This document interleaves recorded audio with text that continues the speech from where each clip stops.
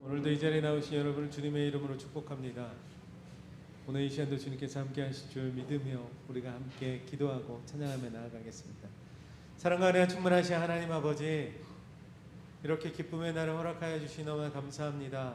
주를 예배할 수 있음에 기쁘고 주를 찬양할 수 있음에 기쁘고 또한 우리의 삶 가운데 주님께서 인도하여 주시니 참으로 감사를 드립니다. 오늘 이 시간도 주님의 사랑을 다시 한번 체험케 하여 주시고 그 사랑으로 우리가 힘을 내어 주님의 사랑을 전하며 나아갈 수 있게 역사하여 주시옵소서. 우리가 있는 각자의 처소 가운데서도 주님께서 친히 임재하여 주시사 그의 사랑을 깨닫고 또한 그 사랑으로 함께 나아갈 수 있게 역사하여 주시옵소서. 주님과 함께함에 감사하고 우리의 삶을 인도하심에 감사하며 오늘 이 시간도 친히 임재하여 주실 것에 감사하며 예수 그리스도 이름으로 기도하옵나이다. 아멘. 할렐루야. 함께 우리가 그 감사함으로 나아갈 수 있기를 간절히 소망합니다. 함께 찬양하겠습니다. 박수로 함께 찬양할까요?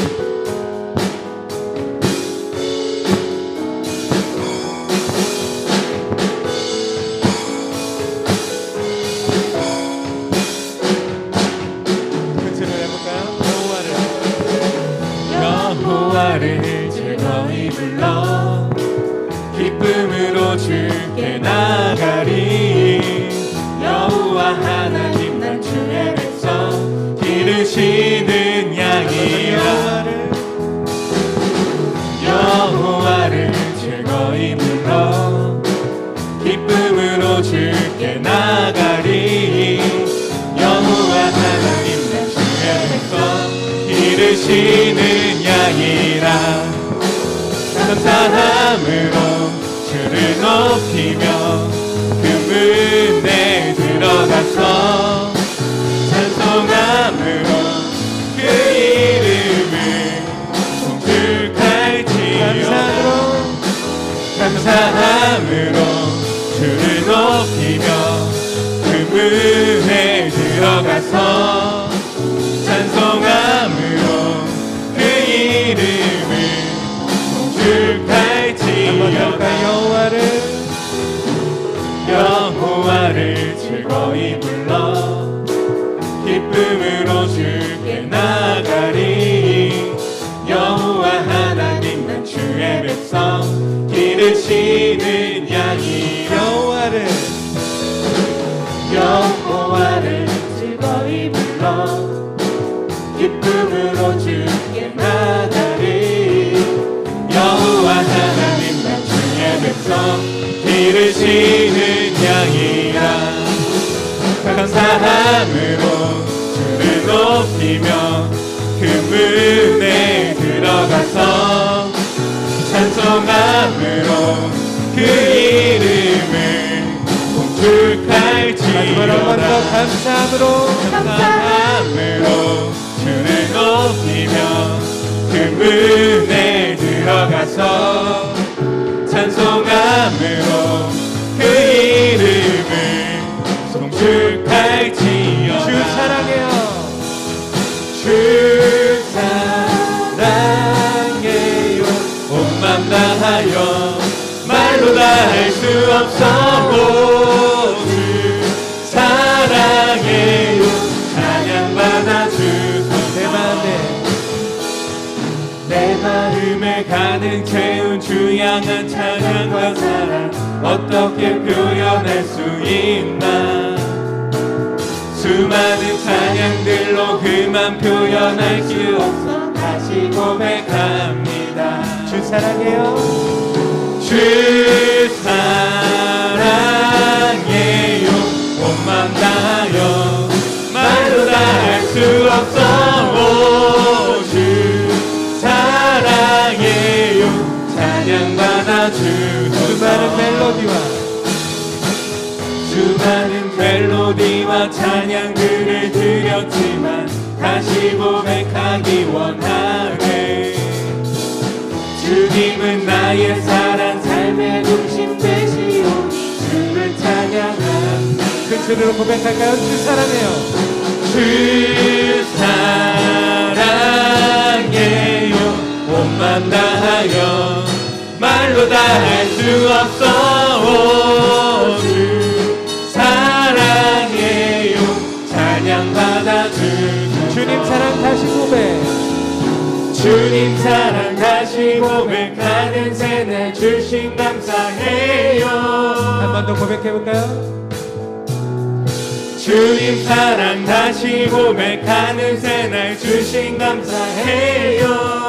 주 사랑해요. 주 사랑해요 못 만나요 말로 다 할 수 없어. 주 사랑해요 찬양 받아 주소서.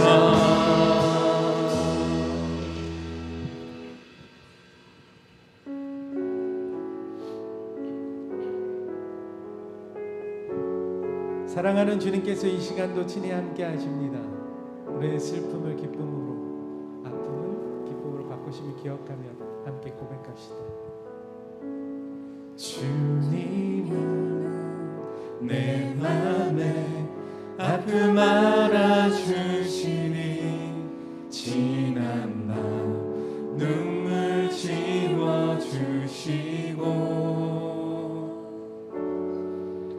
아침에 돋아난 여린 풀들과 같이 내 마음을 새롭게 하네. 흐르는 시간에 보인 주의 영광을 내 삶을 밝게 비춰주시니 온 땅과 모든 삶보다 전에 계셨던 주님 창조의 주를 찬양하네. 주님은 거친 바다 위 나의 영혼 두 손으로 굳게 잡아주시네. 주님께 맡긴 인생의 여정 속에 아픈 만큼 기쁨의 날 주시네. 처음 한 번 더 고백할까요? 주님은 내 맘에 아픔 알아주시니 지난 밤 눈물 지워주시고 아침에 돌아난 여린 풀들과 같이 내 맘을 새롭게 하네. 흐르는 시간에 보인 주의 영광을 내 삶을 밝게 비춰주시니 온 땅과 모든 삶보다 전에 계셨던 주님 창조의 주를 찬양하네. 주님은 거친 바다 위 나의 영혼 두 손으로 굳게 잡아주시네. 주님께 맡긴 인생의 여정 속에 아픈 만큼 기쁨의 날 주시네.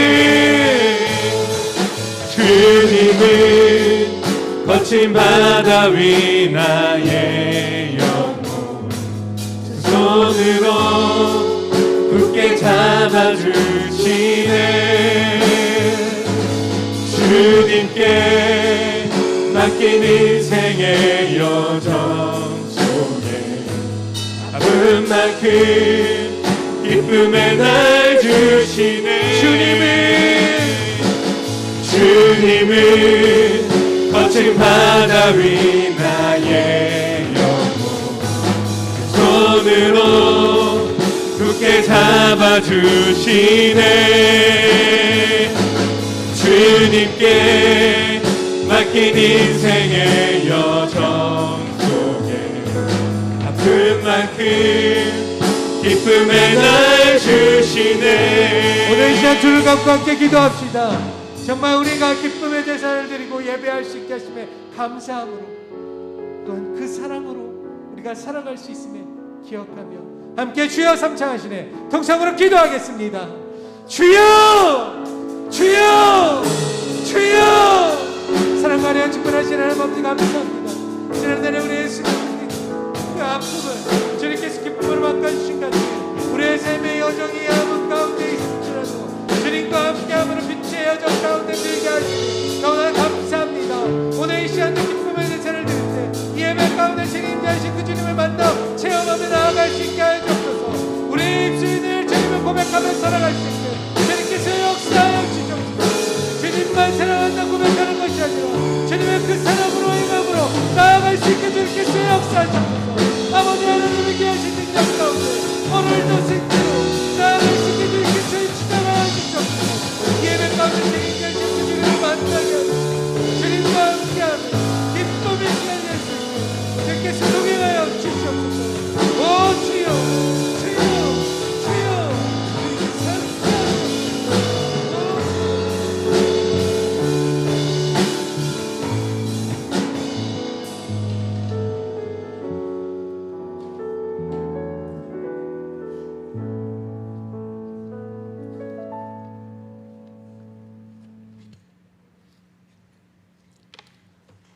길이요 진리요 생명이신 예수님, 거룩하고 은혜로운 예배를 허락하심을 감사드립니다. 하나님의 은혜로 저희를 예배하고 찬양하며 말씀으로 주님을 만날 수 있음 또한 감사드립니다. 믿는 자로 바로 서기 힘든 이때 주님께서 저희의 힘과 소망 되시어서 믿음의 자녀로 살아가게 하여 주심을 감사드립니다. 주여, 혼탁하고 어지러운 세상 가운데 코로나라는 역병으로 힘들고 어려운 나날을 보내고 있는 이때 저희들 속히 코로나가 소멸되어 마스크를 벗고 마음껏 찬양하고 마음껏 주님을 찾으며 마음껏 사랑하며 예배드릴 수 있기를 소망합니다. 저희들의 죄를 고백합니다. 저희들이 미련하고 우둔하여 주님의 자리를 감사할 줄 모르고 살았습니다. 귀한 자리임을 알지도 못하고 때론 형식적으로 습관적으로 주님을 찾을 때가 있었음을 회개합니다. 저희 죄를 용서하여 주시옵소서. 저희들 주님의 의와 진리의 거룩함으로 새로운 예배자가 되게 하옵소서. 주님을 통하지 않고서는 거듭나지 못함을 알고 모든 것을 주님께 향해 기도하며 작은 신음소리에도 응답하시는 주님을 믿으며 모든 것을 주님께로 향하는 저희들 되게 하여 주시옵소서. 주여, 이 나라와 이 민족을 위해 기도합니다. 주님 안에서 바로 서는 나라 되게 하옵소서. 하나님이 살아 역사하심을 깨달아 선한 마음 선한 뜻으로 바로 서는 이 나라가 되게 하여 주시옵소서. 정치 지도자들 또한 개인의 욕심과 사리사욕만 채우는 것이 아니라 국민을 위해 나라를 위해 침체된 경제를 위해 일하게 하옵시고 진정으로 나라와 국민을 위해 행할 바를 아는 자들이 되게 하여 주시옵소서. 주여, 한국교회 또한 붙잡아 주시옵소서. 흐트러진 마음들이 하나 되어 안 믿는 자들의 조롱 속에서도 주님의 진정한 사랑을 보게 하여 주님 영광 빛내는 진정한 그리스도인이 되게 하여 주실 줄 믿사옵나이다. 가을 소나타 3주차입니다. 남은 기간 동안 은혜로 잘 마무리될 수 있게 하여 주시옵시고 목사님께도 함께 하셔 모든 순서 은혜로 잘 마칠 수 있게 하여 주시옵소서. 늘 강건하기를 기도합니다. 이 모든 말씀 살아 역사하시는 예수님의 이름으로 기도드렸사옵나이다. 아멘.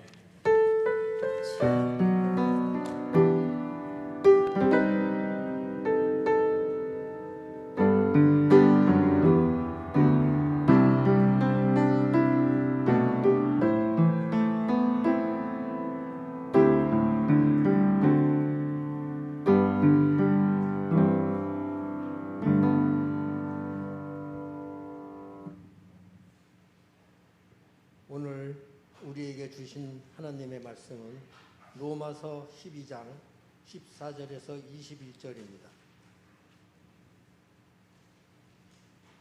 너희를 박해하는 자를 축복하라. 축복하고 저주하지 말라. 즐거워하는 자들과 함께 즐거워하고 우는 자들과 함께 울라.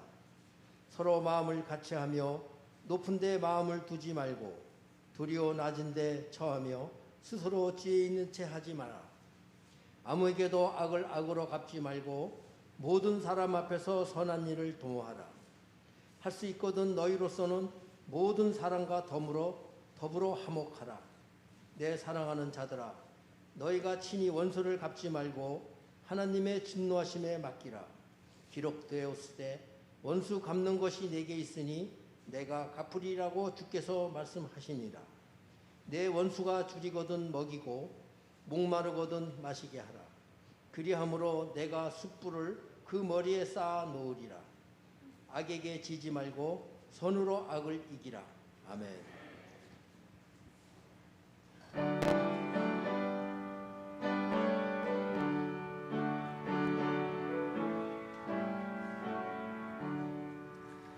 크신 하나님의 사랑 말로 다 형용 못하네. 저 높고 높은 별을 넘어 이 낮고 낮은 땅 위에 죄범한 영혼 구하려 그 아들 보내사 화목제물 삼으시고 죄 용서하셨네. 하나님 크신 사랑은 증량다 못하네. 영원히 변치 않는 사랑 성도여 찬양하세.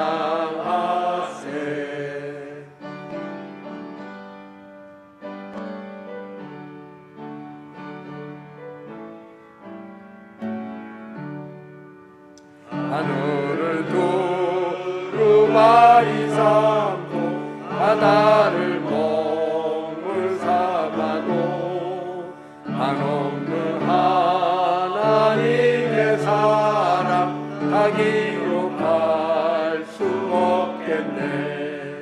하나님의 크신 사랑 그 어찌 닿았을까. 하늘 높이 쌓아도 채우지 못하니. 하나님 크신 사랑은 증량다 못하네. 영원히 변치 않는 사랑 성도여 찬양하세.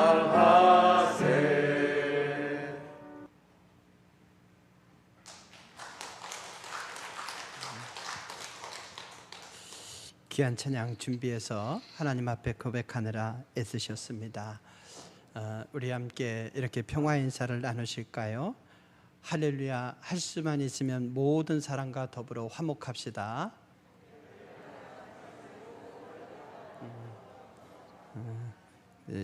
친한 사람과 화목하기는 쉽지만 부담되는 사람하고 굳이 이렇게까지 노력해야 되나? 그냥 모른 채 하고 살면 되지, 이럴 수 있죠. 근데 주님이 원하시는 것은 화목의 삶입니다. 우리 함께 주제의 본문이 담겨 있는 찬양을 드림으로 말씀을 시작하겠습니다.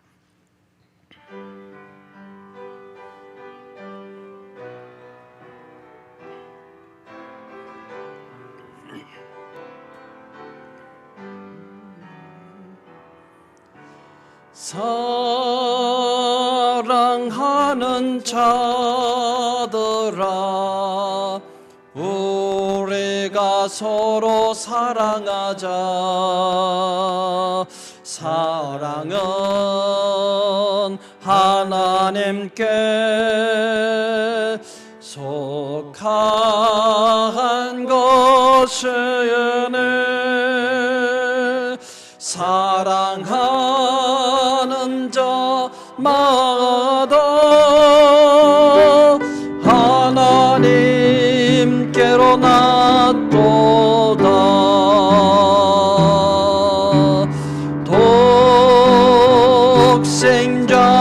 세상에 보내심은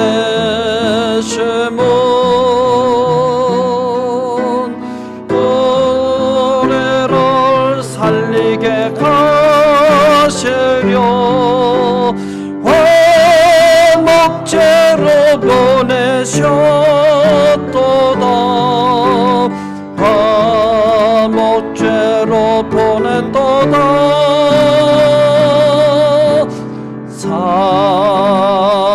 사랑하는 자들아, 서로 사랑하자. 사랑은 하나님께 속한 것이니 서로 사랑하며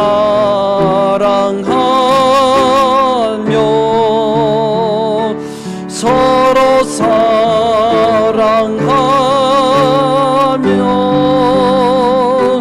주께서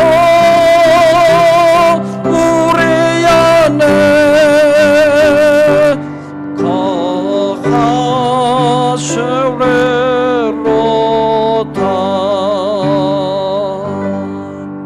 아멘. 우리는 트로트 속에 담겨 있는 사랑의 개념이 아니라 말씀 속에 담겨 있는 사랑의 개념으로 우리의 시각을 교정하고 우리의 삶의 내용, 그 태도를 교정해야 됩니다. 하나님의 사랑, 그 사랑으로 우리가 살아야 되는데 하나님의 사랑은 세 가지 차원을 가지고 있다고 했잖아요. 바로 정의, 그리고 진리, 은혜. 정의는 하나님의 행위 속에 드러난 자비로운 사랑, 그리고 진리는 하나님의 신실하신 사랑, 그리고 은혜는 수용하는 사랑이라고 말씀을 드렸습니다. 어느 한쪽만 강조되면 아니 되죠. 물론 사람에 따라서 어느 한쪽이 강할 수 있어요. 정의의 측면이 강한 야고보처럼, 진리의 측면이 강한 요한처럼, 은혜의 측면이 강한 바울처럼 그렇게 어느 한 측면이 강할 수 있지만, 그러나 결국에는 셋이 균형을 이룬 삶을 추구해야 됩니다.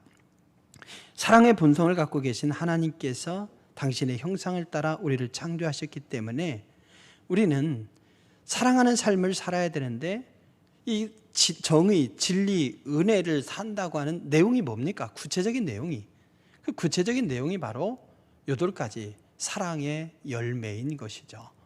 그 8가지 열매를 보면 그렇습니다. 화면을 타이밍 맞춰서 보여주셔야 돼요. 먼저 그거죠. 말씀을 드린 것이 뭡니까?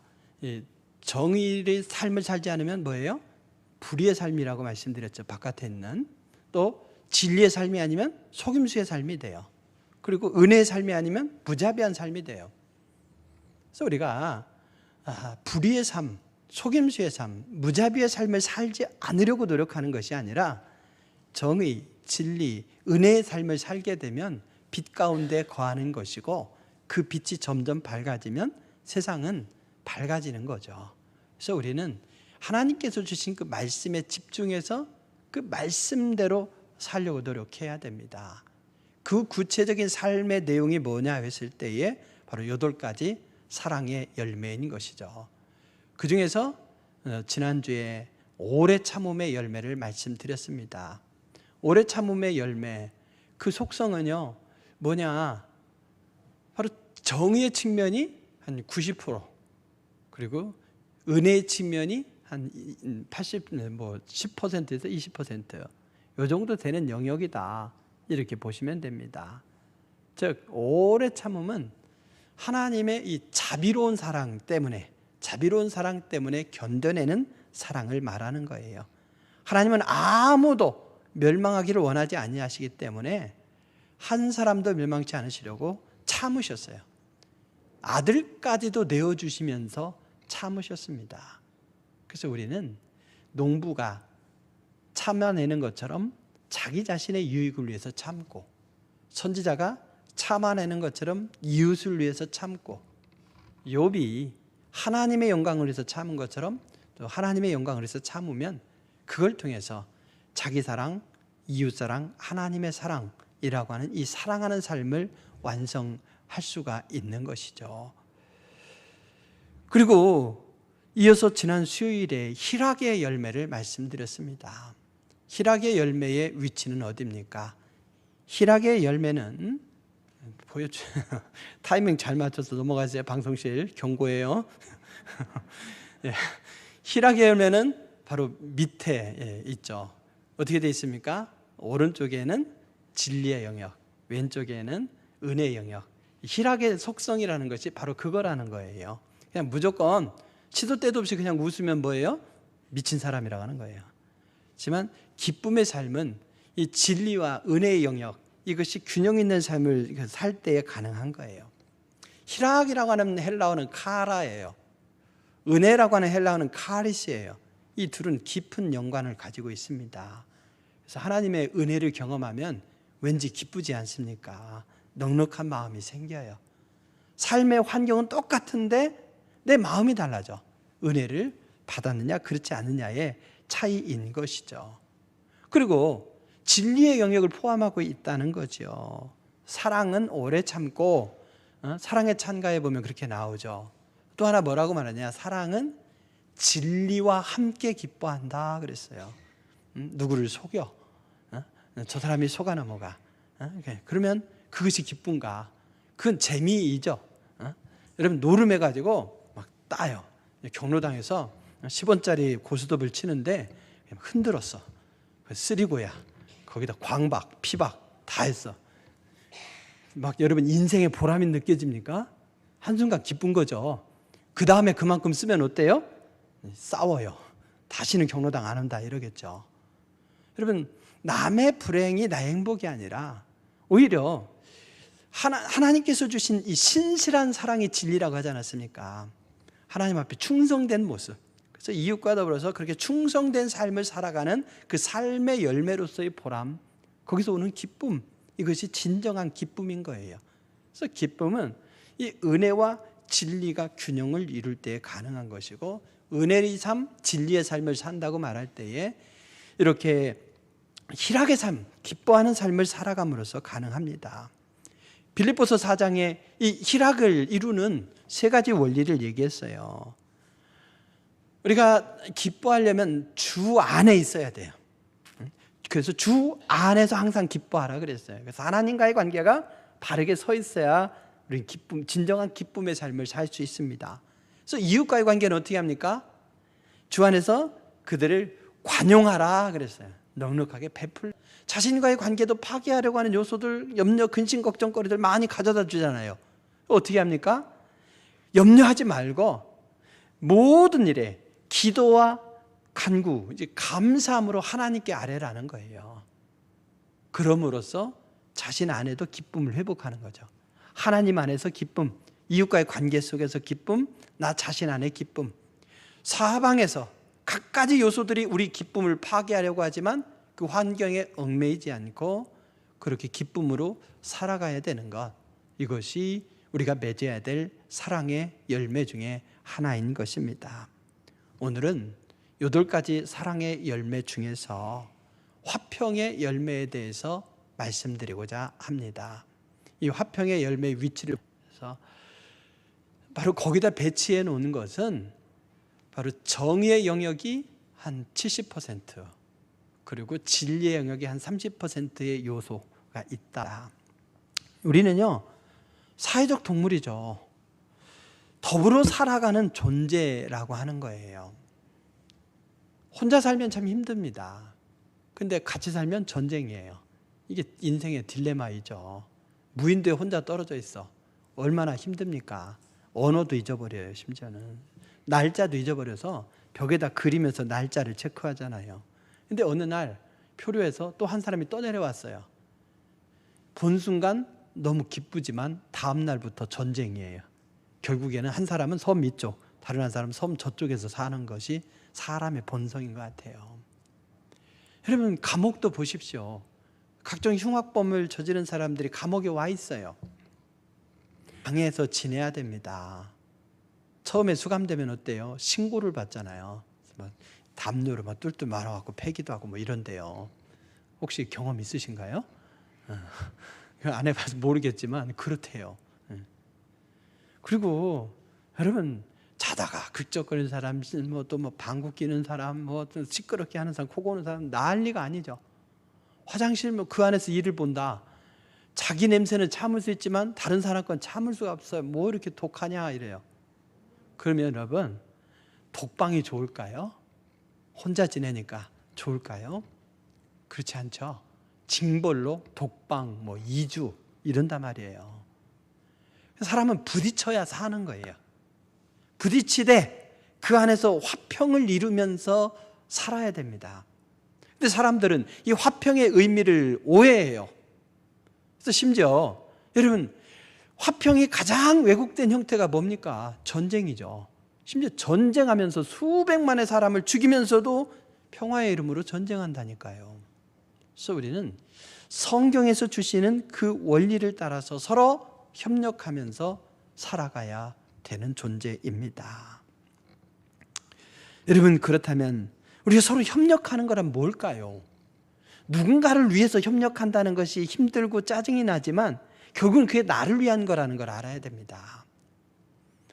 옛날에 두 장애인이 살았어요. 한 사람은 맹인이에요. 앞을 못 봅니다. 그러나 신체는 건강합니다. 한 사람은 안진뱅이에요. 걷지 못하는 사람이에요.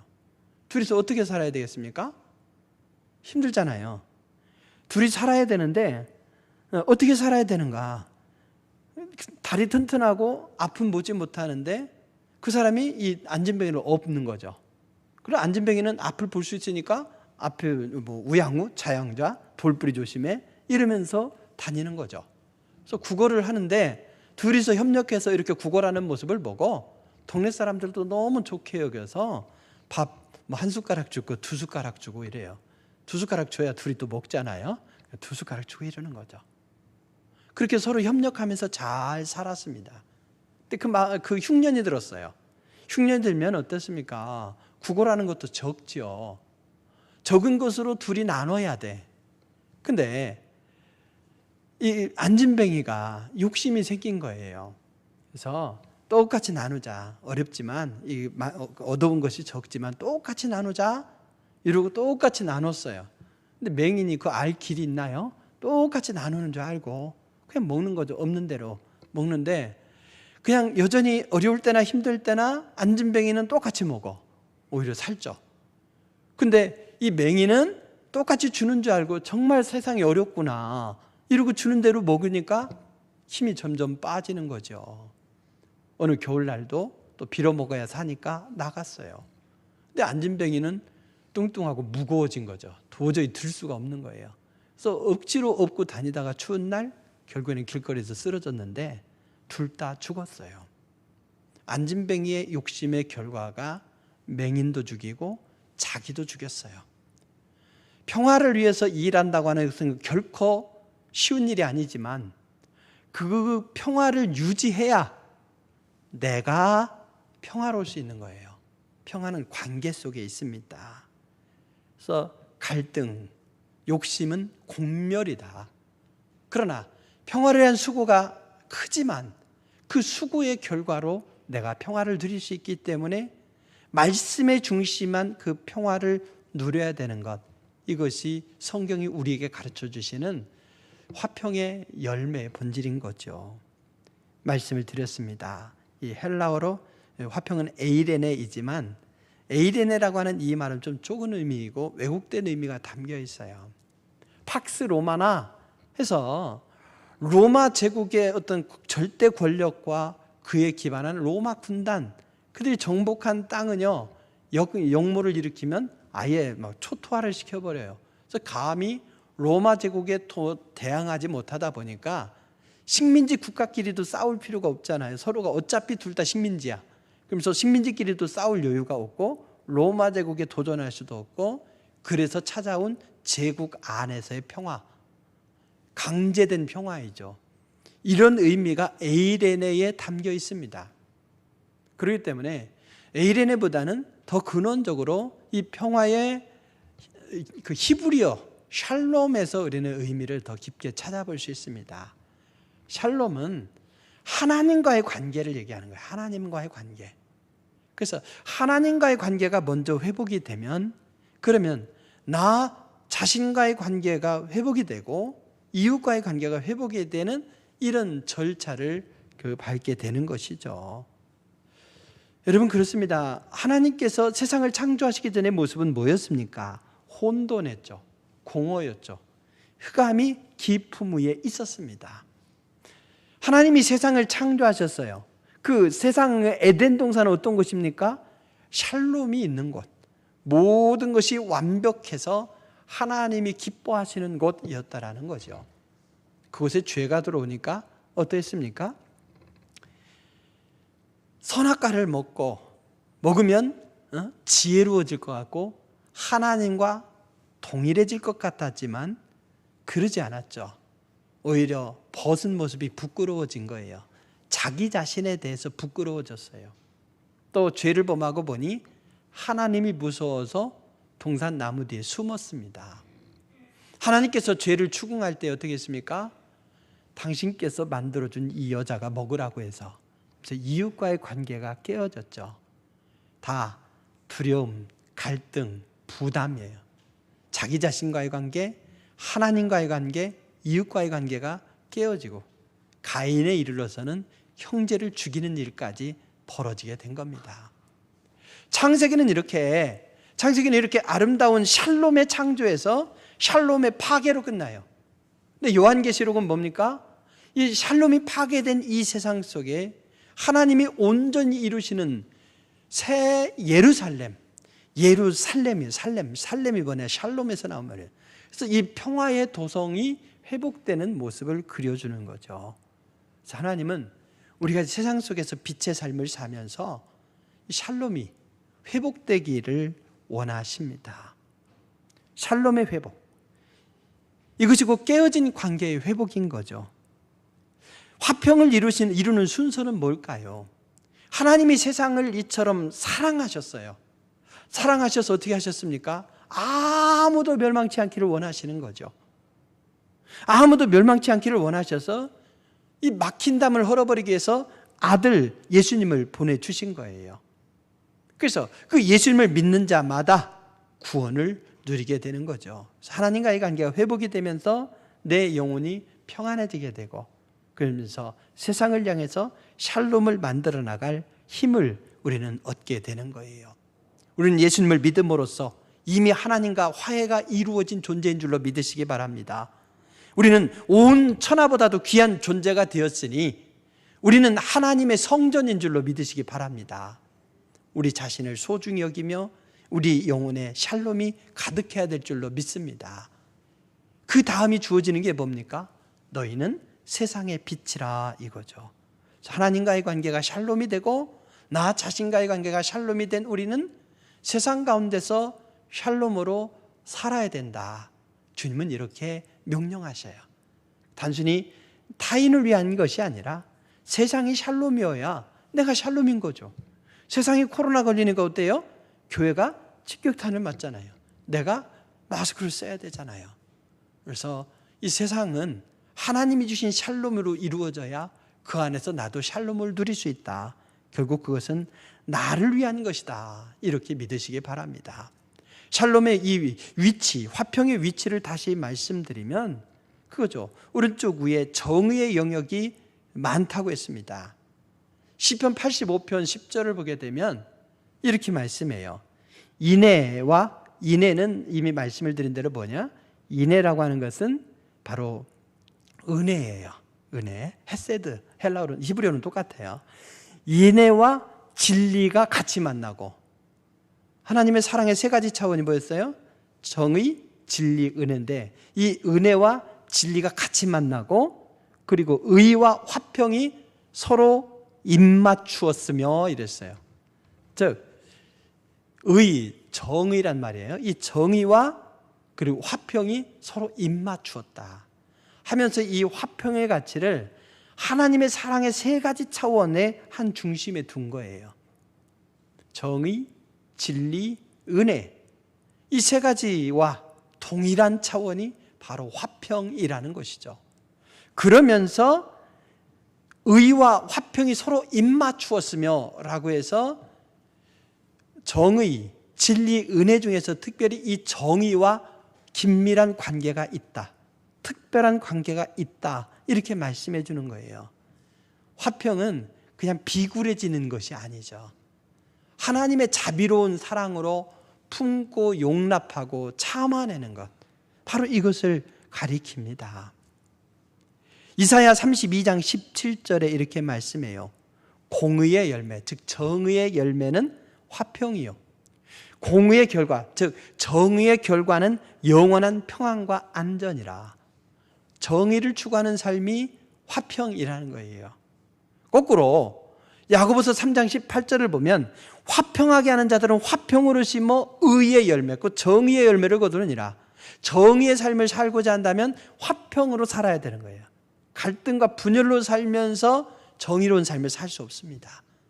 우리 구원받은 하나님과 화해를 이루고 나 자신과 화해를 이룬 우리는 이 세상 가운데서 정의를 심어서 화평을 거두고 화평을 심어서 정의를 거두는 그런 모습으로 살아야 되는 것이죠. 화평과 정의는 긴밀한 관계가 있습니다. 반면에 스가랴 8장 16절을 보게 되면 너희가 행할 일은 이러하니라. 뭐냐? 너희는 이웃과 더불어 진리를 말하며 그리고 너희 성문에서 진실하고 화평한 재판을 베풀고, 진실, 진리와 화평이 여기서 통하는 거죠. 화평이 통하는 거예요. 말라기 2장 6절에도 그의 입에는 진리의 법이 있었고 그의 입술에는 불의함이 없었으며 그 화평함과 정직함으로 나와 동행하며 많은 사람을 돌이켜 죄악에서 떠나게 하였느니라. 이렇게 말씀하고 있어요. 진실한 삶, 충성스러운 삶, 이걸 통해서 화평을 완성할 수 있다는 거죠. 그래서 화평은 정의의 요소가 강합니다. 성경 말씀을 보면. 그리고 거기에 진리라고 하는 측면이 여기에 스쳐 지나간다. 소위 그렇게 표현합니다. 우리는 이웃과의 관계 속에서 자비를 베푸는 이런 진리의 삶을, 정의의 삶을 살아가면서 또 한결같은 모습으로 우리는 신실하게 살아가야 됩니다. 그 속에서 화평의 열매를 맺어갈 수 있는 것이죠.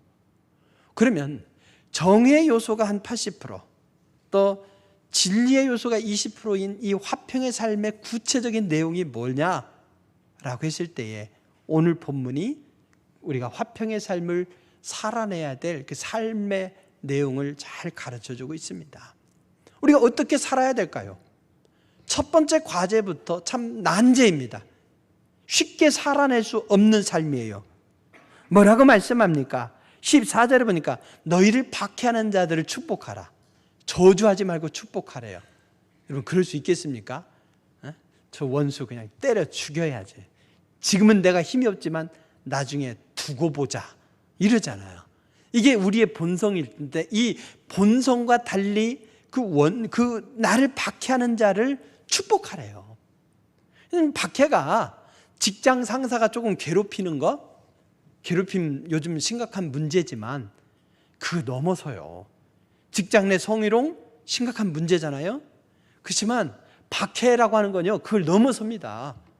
가족을 뿔뿔이 흐트러뜨리는 거예요. 예수 믿는다는 이유로 아예 일부 직장 생활이 아니라 아예 사회생활을 못하게 하는 거예요. 심지어 예수 믿는다는 이유로 죽이는 거예요. 그런 박해하는 자를 다른 말로 표현하면 원수라고 해요. 원수. 근데 원수에 대해서 뭐라고 말합니까? 19절을 보게 되면 너희가 친히 원수 갚지 말고 하나님의 진노하심에 맡겨라. 원수 갚는 건 누구에게 있다? 내게 있다. 하나님께 있다. 이렇게 말씀하는 거예요. 네 손에 피를 묻히려고 하지 마라. 너를 박해하고 너에게 원수가 된 자가 있다면 너희 손에 피를 묻히지 말고 너희는 꽃길만 가라. 너희가 그 원수에게 행할 일은 뭐냐? 어떻게 하라고 했습니까? 20절에 보면 원수가 줄이거든 먹이고 목마르거든 마시게 하라. 이게 주님이 요청하시는 거예요. 주님이 요청하시는 거야. 참 기가 막힌 삶이죠. 예수님이 그렇게 사셨어요. 예수님이 능욕당하셔, 십자가에 못 박혀 죽으셔, 억울하잖아요.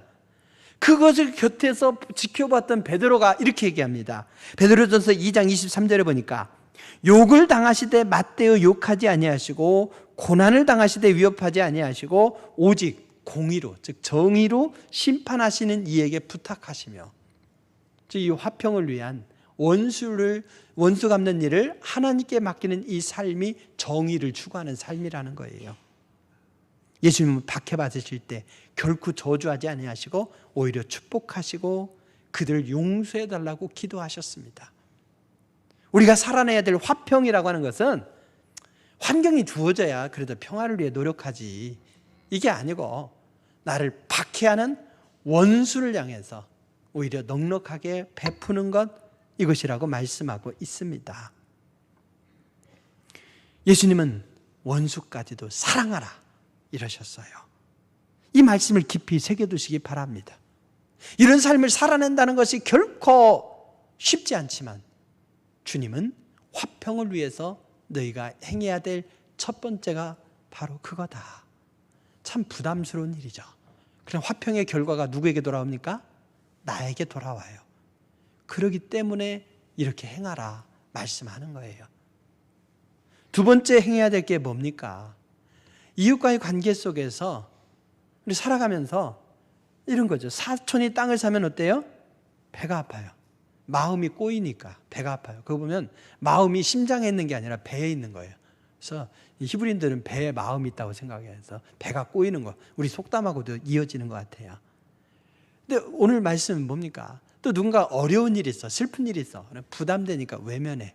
이것이 세상의 삶이라고 한다면 이웃과의 관계 속에서 우리는 어떻게 살아야 되는가? 기뻐할 일 있으면 그와 함께 즐거워해주고, 슬픈 일 있으면 그와 함께 울어주라는 거죠. 마음을 주는 이웃이 되라. 다른 말로 표현하면 바로 그런 말씀입니다. 정말 우리들이 이웃과 이 공감할 수 있는 이 마음, 그냥 외면하는 것이 아니라 공감할 수 있는 마음이 화평의 열매를 맺는 길인 거죠. 언젠가 말씀드렸을 거예요. 한 빌라에서 싸움이 붙었어요, 사람이. 왜냐? 불법 주차한 문제로. 그래서 불의를 봐 넘기지 못하는 사람들 있잖아요. 그냥 누가 와서 됐나 보다 이러면 될 건데 이걸 못 봐주는 거예요. 우리 빌라 그렇잖아도 복잡한데 여기다 차를 댔냐? 그것도 빨리 빼지도 않고. 그래서 전화를 걸어가지고 와라, 싸우는 거예요. 왜 우리가 대기도 부족한데 여기다 차를 대냐 이거죠. 불려온 사람도 그렇게 얘기하는 거예요. 당신이 뭔데 내 차를 빼라 마라 하냐, 이렇게 붙은 거예요. 아니 그러면 당연히 여기가 우리 소유인데 우리 차만 대야지, 이런 거예요. 나는 왜 자격이 없냐, 나도 자격이 있다, 막 이런 거예요. 당신이 뭔 자격이 있는데 한참 싸우는데 보니까요, 같은 빌라에 사는 사람이죠. 거기서 수년을 살았어도 서로 얼굴을 마주보지 못했던 거예요.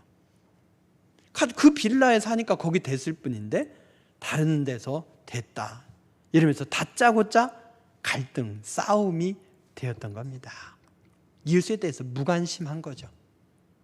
이웃이 즐거워할 때 함께 즐거워해 주는 것 생각보다 쉽지 않습니다. 이웃이 슬퍼할 때 함께 슬퍼하는 것 생각보다 쉽지 않습니다. 그러나 박해하는 자를 축복하고 원수에게 먹을 것을 주고 마시게 하는 것, 그보다는 쉽지 않겠습니까? 화평을 위해서는 이웃과의 관계 속에서 그렇게 하라는 것이 주님의 뜻인 줄로 믿으시기 바랍니다. 또 뭐라고 말하느냐? 이웃에 대해서 겸손하라, 이렇게 얘기해요. 우리는 그렇죠. 조금만 자랑할 거리가 있으면 현수막도 붙여놓고 자랑을 해야 돼. 또 이웃이 그렇게 하면 뭐예요? 좋은 대학 갔다 그러면 선생님 잘 만나서 그렇지 컨닝한 건 아니야? 이런 식으로 우리 자녀는 정말 탁월하고 노력 잘해서 간 거고 배가 아프고 이러죠. 하지만 여러분, 이웃 앞에서 자신을 낮추래요. 16절에 이렇게 말씀하죠. 서로 마음을 같이 하려면 어떻게 해야 되느냐? 높은 데 마음을 두지 마라, 겸손하라, 그 말이죠. 도리어 낮은 데 처하라, 겸손하라, 그 말이죠. 스스로 지혜 있는 체 하지 마라, 겸손하라, 그 말입니다. 이웃에 대해서 나를 낮추면 싸울 일 없어요. 왜 화평하지 못하고 갈등합니까? 교만이 또아리를 틀고 있기 때문이죠. 어거스틴이 유명한 말을 했습니다. 교만은 천사도 악마로 만든다. 그러나 겸손은 사람도 천사로 만든다. 그랬습니다. 겸손이 중요합니다. 특별히 교만한 이웃 앞에서도 겸손한 것, 이게 중요해요. 겸손한 사람 앞에서 겸손하고 서로 낮추는 건 하는데요, 교만한 사람 앞에서 겸손하기 쉽지 않아요. 보자보자니까 나를 뭘로 하는가? 이런단 말이죠. 그래서 여러분, 우리가 진정 겸손은 교만한 자 앞에서도 겸손한 거예요. 그래서 마음을 높은 데 두지 말고 도리어 낮은 데 처하고 스스로 지혜 있는 채 하지 않으면서 겸손을 지켜가는, 그래서 화평의 열매를 맺어가는 여러분 되시길 주의 이름으로 축원드립니다. 여러분, 그리고 마지막으로 그거죠. 뭐라고 말하냐? 환경이 주어지면 할 수 있죠. 그렇지만 이 공통적인 게 뭡니까? 원수, 박해하는 자, 그를 대하는 것도, 이웃을 대하는 것도 내 마음 가는 대로가 아니라 적극적으로 노력해야 되는 일이라는 거죠. 그래서 21절 보면 이렇게 말씀합니다. 악에게 지지 말고 선으로 악을 이겨라. 즉 선한 일을 적극적으로 도모하라. 화평을 적극적으로 만들어가라 이거죠. 17절도 반복합니다. 보면 아무에게도 악을 악으로 갚지 말고 모든 사람 앞에서 선한 일을 도모하라.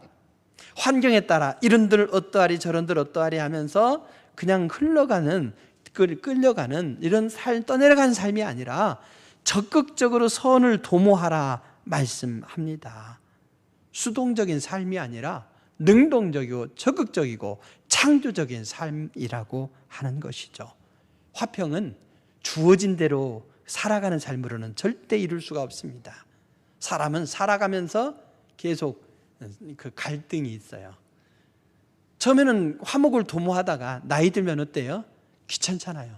내 몸도 추스르기 어려운데 뭐 안 보면 끝이지 뭐, 이럴 수 있는데 하나님은 적극적으로 화평을 도모하며 살라 말씀하십니다.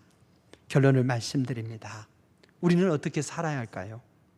결국에는 모든 사람과 더불어 화평의 열매를 맺어야 될 줄로 믿으시기 바랍니다. 모든 사람과 더불어서 화목하는 것이 결코 쉽지 않기 때문에 할 수 있거든 이란 단서를 붙였어요. 18절에 보니 우리가 처음에 인사를 나눈 대로 할 수 있거든 모든 사람과 더불어 화목하라 이러셨어요. 이 손뼉도 이 손이 마주쳐야 소리가 나지 않습니까? 화평도 혼자 노력해서 되는 문제는 아닌 거예요. 그렇다고 해서 포기하지 말고 네가 할 수 있는 것은 최선을 다해라. 너는 이미 하나님과 화목을 이루었고 너 자신과 구원받은 자로서 너 자신과 화목을 이루지 않았느냐? 그렇다면 이웃과의 관계 속에서 네가 할 수 있는 한 능력대로 최선을 다해서 화목을 만들어가라 말씀합니다. 화평은 사랑의 열매이자 동시에 성령의 열매예요. 성령으로 충만할 때에만이 비로소 적극적으로 이 화평을 만들어갈 수 있다, 이런 말씀입니다. 할 수 있거든. 너의 능력대로 하라는 거죠. 화평은 그냥 만들어지는 것이 아니에요. 바울이 제시한 이 여러 사례들 하나하나가 결코 이뤄내기가 쉽지 않습니다. 그래서 이 내용을 하나하나 기억하라는 것이 아니죠. 이것만 다 하면 화평이 이루어지는 건 아니에요. 다만 불리한 환경 속에서도, 심지어 원수를 만나는 환경 속에서도 적극적인 노력, 모든 사람과 더불어 화목하려고 하는 이 자세를 가지고 적극적으로 화평을 만들어가라 하는 사례로 주신 말씀이지, 여기 나오는 이 4가지 5가지 이것만 지키면 화목해진다 이런 뜻은 아니에요. 사랑하는 성도 여러분, 우리 하나님은요 화목을 만들기 어려운데 그 어려운 일을 우리 하나님은 하셨습니다. 우리 예수님은 하셨습니다. 이제 막힌 담을 허신 예수 그리스도를 통해서 우리가 화목하게 되었죠. 예수님 자신을 화목 제물로 내어주셔서 우리가 하나님과 화목하게 되었고 온 천하보다도 귀하게 되었다 이 말이에요. 그러니 이제는 우리가 너희는 세상의 빛이라 하신 주님의 말씀을 따라서 빛을 비춰야 됩니다. 기도할 때 그러죠. 뭐 본이 되는 삶, 뭐 빛이 되게 하소서, 편지가 되게 하소서. 구체적으로 어떻게 사냐 이거죠. 말하기는 쉽지만 그걸 살아내기는 어려운데, 그 삶을 살아가는 하나의 원리 중에 그 원리 중에 하나가 뭐냐? 정의의 영역에 포함되어 있고 진리의 영역을 스쳐가는 이 화평의 삶을 살아가는 거예요. 결코 쉽지 않지만 마침내는 성령의 능력을 힘입어서 이루어낼 때에 비로소 내가 화평을 누릴 수 있는 길임을 믿으시기 바랍니다. 하나님은 그에게 축복의 약속까지도 주셨습니다. 마태복음 5장 9절에 이렇게 말씀하죠. 화평하게 하는 자는 복이 있나니, 즉 피스메이커, 트러블 메이커가 아니라 피스메이커가 되는 그에게 복이 있대요. 어떤 복입니까? 하나님의 아들이라 일컬음을 받을 것이며 하나님께서 너는 내 사랑하는 자녀라 인정해 주신다는 거예요. 그런 축복이 화평을 만들어가는 자에게 주어진대요. 화평은 그냥 적절히 도모하는 것이 아니라 어려운 상황 속에서 어떻게 한다? 피스메이커가 돼서 적극적으로 만들어가는 거예요. 만드는 그에게 하나님께서는 축복을 약속하셨습니다. 하나님만이 인정하시겠습니까? 이런 삶을 살아갈 때에 세상 사람들도 그를 결국에는 인정할 줄로 믿으시기 바랍니다. 하나님께서 허락해 주신 그 축복을 기대하면서 화평의 열매를 맺기 위해서 할 수 있는 대로 부단히 노력하되, 특별히 모든 사람과 더불어 화목하기 위해서 내가 할 수 있는 최선으로 노력하시기 바랍니다. 상대가 어떻게 나오느냐, 내가 노력해도 저 사람은 안 돼, 포기할 필요가 없어요. 신경 쓸 필요 없어요. 내가 할 수 있는 것으로 최선을 다하면서 그렇게 화목의 열매를 맺어갈 때에 하나님과 사람에게 인정받는 축복이 여러분에게 충만할 줄로 믿습니다. 기도하시겠습니다. 귀하신 아버지 하나님, 우리가 믿음의 공동체 안에서 또 이웃과의 관계 속에서 이렇게 온전한 사랑으로 살아야 될진데, 사랑의 삶을 위해서 우리가 화평의 일을 도모하게 하시니 감사드립니다. 모든 사람과 더불어서 화목하라고 하셨으니 우리들이 할 수 있는 대로 최선으로 노력하게 하여 주시옵소서. 세상의 이 환경은 우리를 갈등으로 이끌고 가지만 그 피해가 또 우리에게 임하기에 어려운 화평의 길을 걸어가는 우리 모두가 되게 하여 주시옵소서. 화평의 길을 열어주시고 그 길을 걸어가신 주님을 본받아서 귀한 빛으로 살아가는 우리의 삶이 되게 하시고, 그 여정 가운데 성령의 권능으로 함께해 주셔서 마침내는 하나님의 자녀라 인정받게 되는 우리 모두가 되기를 원하오며 예수님의 이름으로 기도드립니다. 아멘. 412장 찬송하시겠습니다.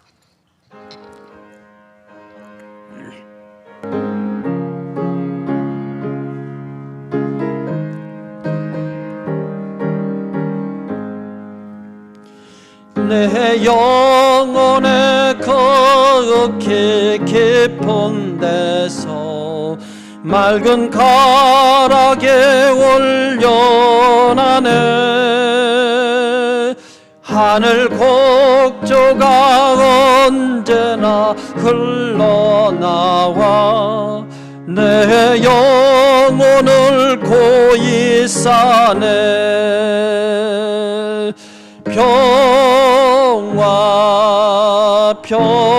평화로다 하늘 위에서 내려오네. 그 사랑의 물결이 영원토록 내 영혼을 덮어서서 내 마음속에 솟아난 이 평화는 깊이 묻힌 보배로다. 나의 보화를 캐내어 가져갈 자 그 아무도 없으리라.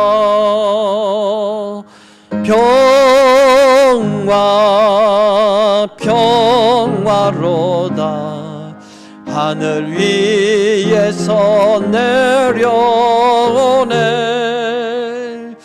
그 사랑의 물결에 영원토록 내 영혼을 덮으소서. 내 영혼의 평화가 넘쳐남은 주의 큰 복을 받음이라. 내가 주야로 주님과 함께 있어 내 영혼의 편해지네.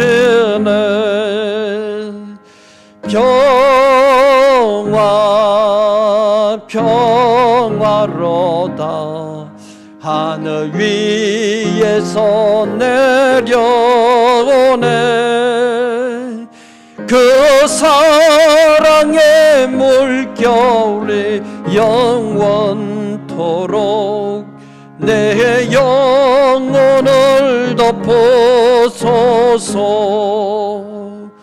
이 땅 위에 험한 길 가는 동안 참된 평화가 어디 있나.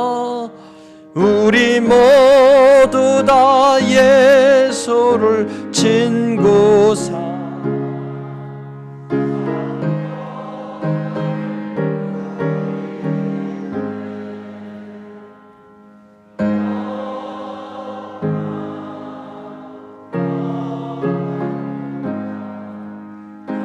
위에서 내려오네. 그 사랑의 물결이 영원토록 내 영혼을 덮으소서. 귀하신 아버지 하나님, 우리의 마음이 연약한 영혼들을 배려하는 자비의 마음이 되기 원합니다. 우리의 마음이 요동하지 않는 신실한 마음이 되기를 원합나이다.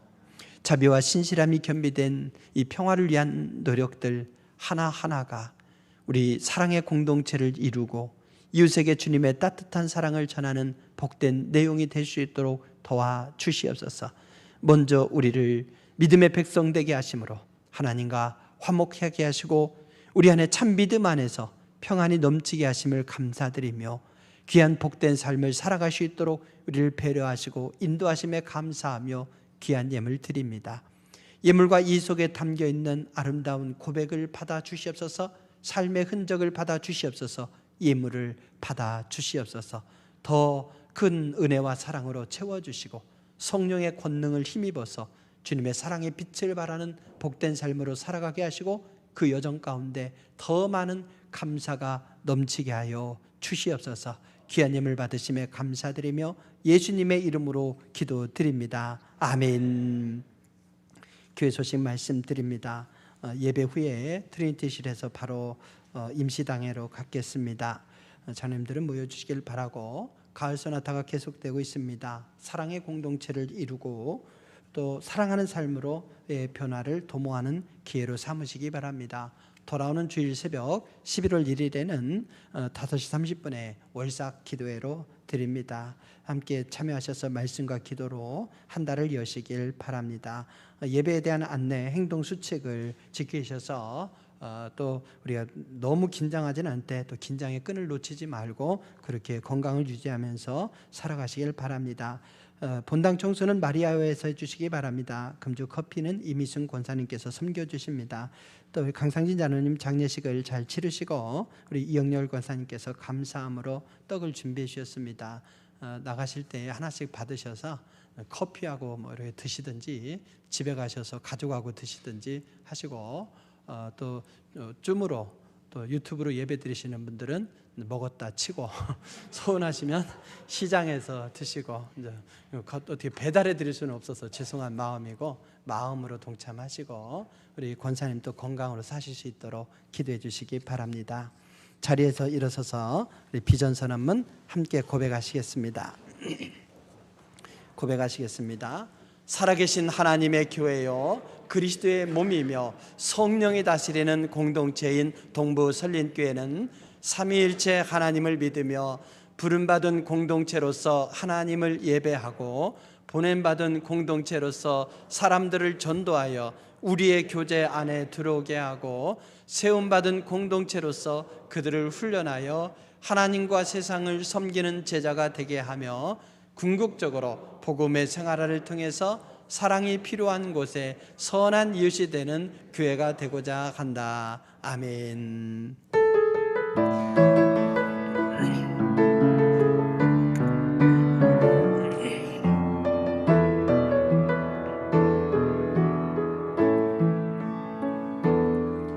나의 안에 거하라. 나는 내 하나님이니 모든 환난 가운데 너를 지키는 자라.